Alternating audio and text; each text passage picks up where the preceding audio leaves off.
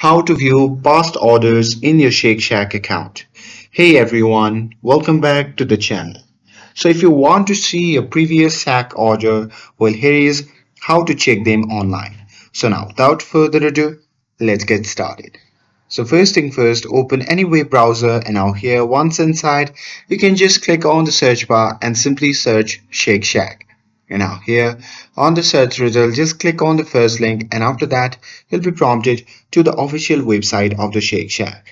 Now here simply log in with your account and once logged in, you can then just click on your profile icon in the top right corner and then select My Orders or Order History from the drop down menu.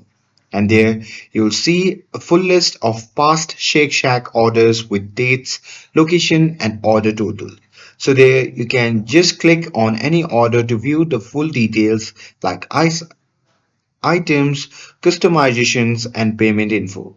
And with that, just a pro tip is that you can reorder any past Shake Shack order with just one click to save time on your next meal. And that's it. That's how you can view past orders on your Shake Shack account. With this, if you found this video helpful, then don't forget to like, share and subscribe to get updated for more videos. Thanks for watching and I'll see you in the next video.